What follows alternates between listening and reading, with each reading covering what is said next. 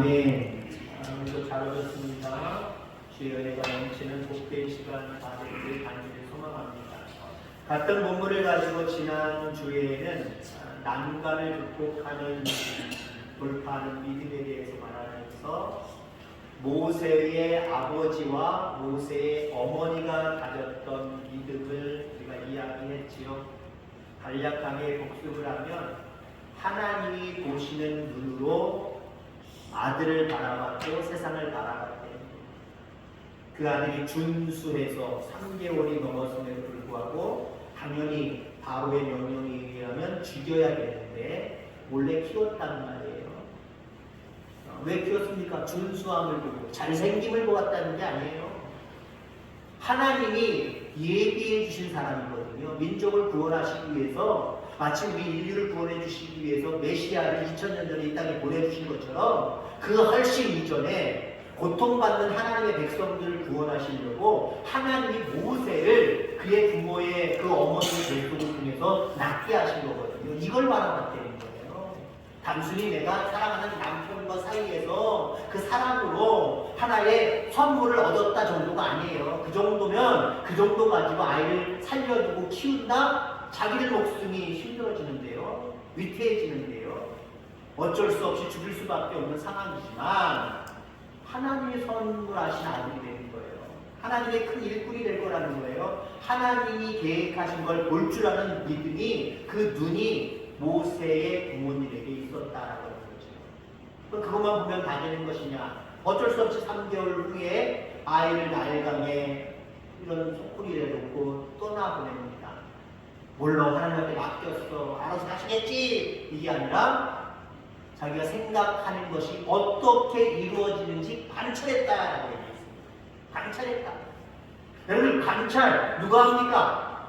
그게 될 걸 아는 사람들이 관찰하는 거예요. 저도 스포츠를 좋아하니까 뭐 한국 어디라는 경기를 한다, 특히 축구를 한다. 그러면 정말 잘할 때가 있고, 우리나라 사람들이 잘할 때가 있고, 우리나라 사람들이 정말 답답하게 못할 때가 있어요.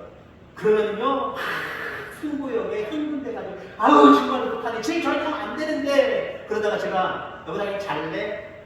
왜요? 결과가 뻔하니까 잘했다는 거예요. 이거 지거나 비기거나 그랬나 이거. 나 잘래? 내가 자야 오늘 결과가 좋아. 나 잘래? 결과가 좋을 거라고 생각하면 그거 하나하나 지켜보면서 꼴릴 때까지, 끝날 때까지 기다린단 말이에요. 기대하는 게 있으면. 근데 기대가 없으면 어때요? 제가 축구 보다가 우리나라 그러니까 기대가 안 가면 그냥 들어가서 자는 것처럼, 내일 새벽을 위해서 빨리 자야지 하고 자는 것처럼 기대 안 하면 신경 안 쓰는 거예요. 근데 모세의 부모가 기대하는 거예요. 이 아이는 살 수 있어. 이 아이는 내 휩쓸려서 뒤집혀서 익사하는 것이 아니야. 하나님 꼭 살리실 거야. 어떻게 되나 보자. 그의 딸을 통해서 끝까지 보잖아요. 믿음이라는 건 그런 거예요. 자, 오늘은 어떤 말씀을 드리려고 하냐면, 홍해라고 하는 난관을 어떻게 이스라엘 백성들이 돌파했느냐, 그 부분에 대해서 함께 생각해 보고자. 홍해. 출애굽은 했지만 앞에는 홍해가 가로막혀 있고 뒤에는 애굽의 군대들이 다시 잡으려고 쫓아오는 상황입니다. 진퇴양난. 앞으로도 못 가고 뒤로도 못 가고 완전히 포위된 상태입니다. 그때 이스라엘 백성들이 뭘 바라봤을까요? 뭘 바라봤죠? 문제를 바라봤습니다. 양쪽의 문제를 바라봤어요. 앞에 봐도 문제, 홍해가 가로막혔잖아요. 뒤에 봐도 어떤 문제? 더 큰 문제. 애굽의 군대들이 지금 자기들을 잡으려고 지금 와 있단 말이에요.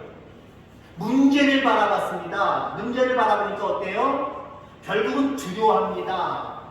두려워하니까 어떻게 합니까? 결국 하나님을 원망합니다. 지도자를 원망하는 거예요. 여러분, 그렇습니다. 우리 앞에 있는 난관 그것 자체만 말해보면요, 마음속에 여러분들 두려움이 생기게 되어 있어요. 그 두려움을 또 어떻게 표현합니까? 하나님께나 다른 사람에게 원망을 얘기할 수밖에 없어요.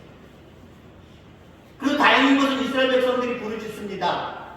부르짖지만 부르짖음이 오래가지 못했다는 거예요. 여러분, 우리의 부르짖음은 주님 오시는 그날까지 가야 될 줄 분명히 있습니다. 문제 있을 때만 반짝 부르짖고 말아버리는 부르짖음이 아니라 내 평생 주님 앞에 부르짖는 삶을 살아가야 될 줄 확신하기를 주의 이름으로 축원합니다. 이때 모세는 끝까지 기도하지요. 하나님을 바라봅니다. 그때 하나님께서 모세에게 이런 말씀을 주셨습니다. 출애굽기 14장 13절 말씀에 보니까 모세가 백성에게 이르되 너희는 두려워 말고 가만히 서서 여호와께서 오늘날 너희를 위하여 행하시는 구원을 보라. 너희가 오늘 본 애굽 사람을 또 다시는 영원히 보지 못하리라. 이게 그냥 나온 거 아니겠습니까?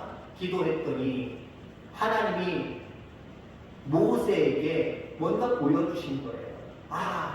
하나님이 난간을 극복해야 하시는 것을 나에게 보여주신 거예요.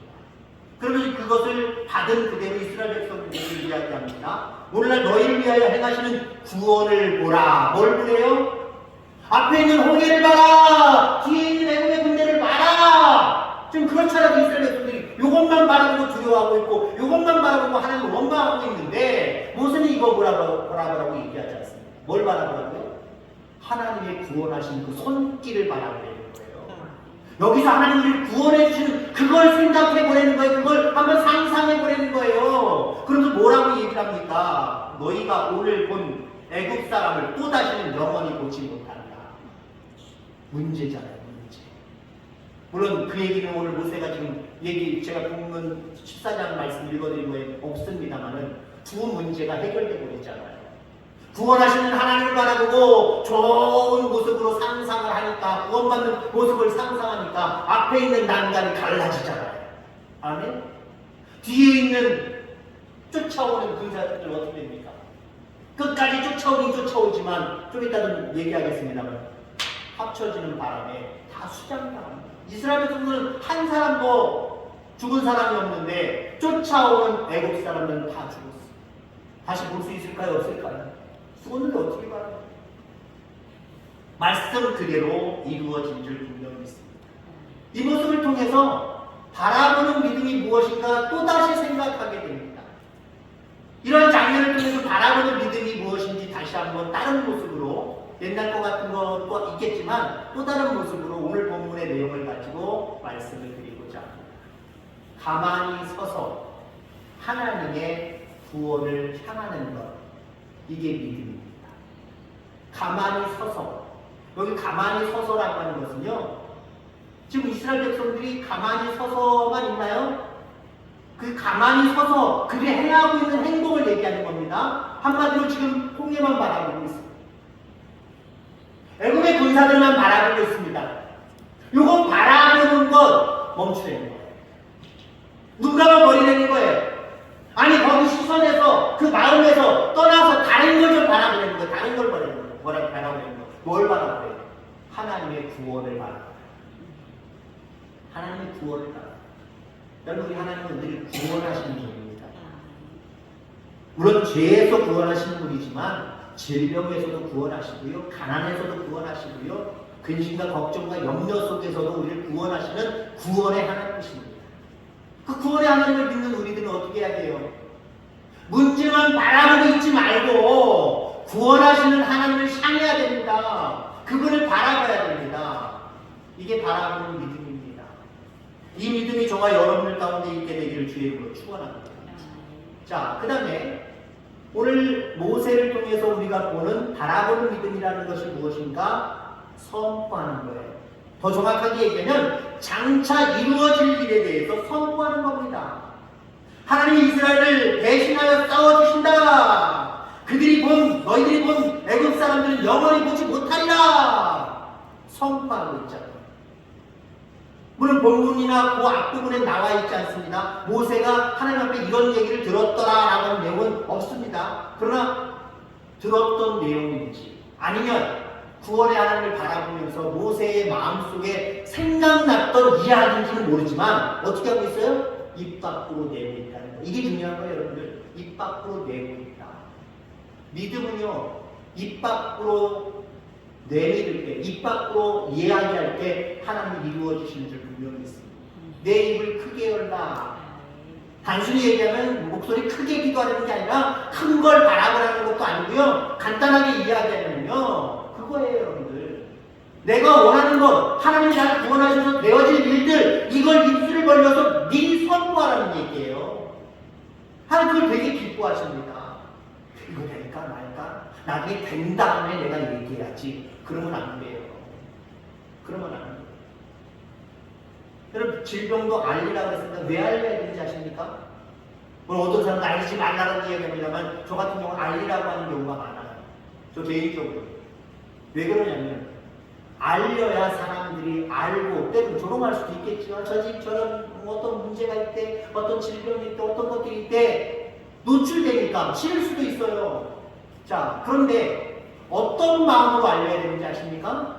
하나님이 병든 누구를 어떻게 하나님 만지시냐 보자! 라고 알리는 거예요. 지금은 병들었지만, 지금은 가난하지만, 지금 많은 문제 가운데 힘들지만 하나님이 이렇게 역사하실 것이다. 미리 선포하시기 바랍니다. 미리 말하시기 바랍니다. 하나님 책임져 주세요. 책임져 주세요. 물론 그렇게 안 되면 우리 책임도 있겠지요. 근데요, 하나님은 본인이 책임져 주시나. 우리 하나님 이렇게 해주실 거다. 안 되면 누가 책임 당하는 거예요? 물론 우리 본인이 책임 당하겠지요. 너희들 하나님 믿었는데도 겨우 그렇게 그 모양이냐? 라고 이야기할 수도 있을 거예요. 그러니까 처음부터 내가 이야기하지 말아야지. 꽁꽁 숨겨야지. 그럼 하나님도 역사 안 하세요.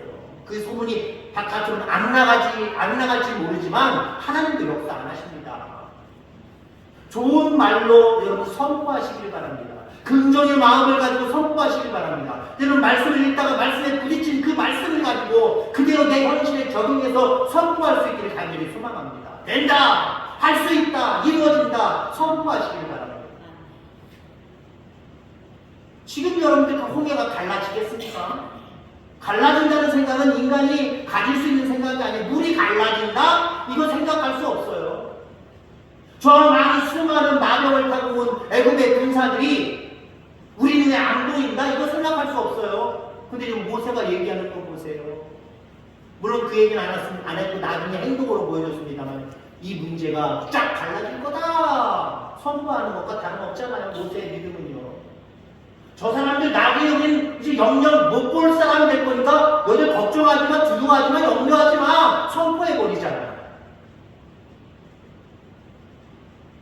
여러분 이렇게 선포하는 게 믿음입니다. 어떤 일이 있을 때마다 여러분들 걱정하고 염려하지 마시고요. 여러분들이 선포하시길 간절히 소망합니다. 선포하세요. 어떤 문제들이 있을 거 아니에요. 분명히 어떤 난관들이 있을 거 아니에요. 그걸 보니까 아유 이렇게 될 것 같고 이렇게 될 것 같고 아이고 이거 큰일 났네 걱정되네 그렇게만 생각하지 마시고요. 당연히 이 난관이 이렇게 되겠지만 내가 믿는 하나님은 누구 어떤 하나님이냐? 구원의 하나님이다. 그 구원의 하나님이 어떻게 행하실 것이냐? 그럼 이렇게 될 거라고 예상은 되지만 이렇게 되는 게 아니라 이렇게 될 거다. 여러분 우리 입술로 선포해버리면 하나님은 이렇게 되지 않게 하시고 이렇게 되게 하실 줄 믿습니다. 아멘. 저를 잘 쳐다보셔야 돼요. 제 설교에는 그 지시대명사가 하나 가만히 듣고 있으면 이렇게 저렇게 뭔 얘기를 하시는 거야. 근데 여러분들 제 손끝을 보면 아시잖아요. 뻔하게 이렇게 이렇게 뻔해요. 유리는요. 뻔하지만 우리는 뻔하지 않는 모습으로 선포해버리는 거예요. 반대의 모습으로 선포해버리는 거예요. 하나님이 책임져 주십니다. 그 믿음이 자라나기를 주의 이름으로 축원합니다. 자, 그 다음에 바라보는 믿음, 모세를 통해서 우리가 알 수 있는 것은요. 하나님의 말씀에 한 걸음씩 순종하며 나아가시기 바랍니다. 순종이 중요해요. 그냥 내가 하던 일 멈추고 하나님이 어떻게 하실 것인가 좋은 모습으로 생각하고 그걸 입술로 내뱉기만 하면 다 되면 얼마나 좋겠어요. 거기에 합당한 순종이 뒤따라야 됩니다. 그 문제 앞에 난간 앞에 모세는 하나님 앞에 부르짖었습니다. 그랬더니 하나님께서 말씀하십니다. 이제 그만 부르짖고 이스라엘 자손에게 명하여 앞으로 나아가게 하라. 그리하면 이스라엘 자손이 바다 가운데 육지로 행하게 되리라. 그만 부르짖고 순종의 자세로 나아가. 순종의 자세로 나아가. 여러분 우리는 너무 부르짖는 걸 강조하다 보니까 부르짖기만 할 때가 참 많았어요. 어쩌면 한국 기독교인들이 신앙의 잘못된 모습으로 오래 정체되고 빠져있는 부분이 그저 기도만 하고 있다는 것. 이게 문제예요. 기도한 사람은요, 기도에 합당한 순종의 자리, 섬김의 자리, 봉사의 자리, 헌신의 자리로 가야 됩니다. 그리고 싹 감싸고 나는 오롯이 기도가 최고야. 기도만 하냐. 그것도 약간 문제가 있는 거예요. 기도한 만큼 우리는 순종의 자리로 나아가야 돼요. 하나님을 기쁘시게 하는 자리로 나아가야 돼요. 하나님 뭐라 그래 모세한테? 이제 그만 무릎짓고, 이게 하나님이 백성들에게 할 말입니다. 그만 무릎짓고 순종의 자리로 나아가라. 이스라엘 백성들로 하여금 저 홍해를 향해 나아가게 하라 라고 이야기를 합니다. 이게 말이 되는 이야기입니까? 아니 뭐 죽으라고 뭐 익사하라고 풍덩 빠지라고 자살하라고 하는 것도 아니고 그 물로 나아가라고 이야기합니다. 자, 모세는 하나님의 명령하신 이 말씀에 순종합니다. 말도 안 되는 이야기지만 순종합니다. 명령하신 대로 지팡이를 잡고 바다 위로 손을 내립니다. 말도 안 되는 내용이죠. 지팡이를 앞으로 내린다고 해서 무슨 일이 벌어지겠습니까? 아무 일도 벌어지지 않을 겁니다. 그러나 하나님의 놀라우신 역사가 나타나지 않습니다. 난간이 갈라졌어요. 홍해가 갈라졌어요. 믿음과 순종은 동반자입니다. 믿음이 있는 사람은 순종하게 되어 있고 순종의 사람은 믿음의 사람입니다. 이걸 뗄래야 뗄 수 없는 거예요. 이게 떨어지지 않기를 주의 이름으로 축원합니다. 믿음이 있는 만큼 순종의 자리로 나아가고 순종의 자리로 나아간 만큼 더 하나님 역사하시는 모습을 바라보면서 더 큰 믿음이 생기고 이렇게 믿음과 순종이 점점 커가는 우리 사랑하는 모든 성도님들 되어지기를 주의 이름으로 축원합니다. 자, 난간을 돌파하는 길을 열어주시는 과정에서 이렇게 열어주셨지요. 나중에는 뒤에 있는 큰 난간도 쫓아오다가 결국 말씀 그대로 수장당하게 하심으로 말미암아 다시는 이스라엘 백성들이 보지 못하는 존재가 되어버렸잖아요. 말씀 그대로 되어버렸잖아요. 자, 이러한 상황을 통해서 이제 결론적으로 지난주까지 연결을 해서 난간을 돌파하는 길을 열어주신 과정에서 우리가 알게 되는 원리들이 몇 가지가 있어요. 이 말씀으로 함께 이제 정리해보고자 합니다. 우선은요, 난간을 돌파하기 위해서는 축적된 힘이 필요하다는 겁니다. 축적된 힘. 처음에 이스라엘 백성들이 애굽에 들어갔을 때에는 그 인원수가 야곱의 자손분들이죠. 야곱과 야곱의 자손들 70명. 그리고 400여 년이 지나서 오늘 본문이 배경이 되고 있는 출애굽 당시에 남자 장정만, 여자 아이들 세지다, 연세 드신 분들 세지도 않았어요. 200만. 엄청나게 숫자가 늘어났지요? 엄청나게 숫자가 늘어났습니다. 그들을 출애굽시키기 위해서 400년이라고 하는 시간이 축적된 거예요. 여러분 그렇습니다. 어떤 하나님의 은혜와 기적들은 내가 기도하는 즉시로 이루어지는 것들도 있지만 우리의 축적된 힘이 필요할 때가 있어요.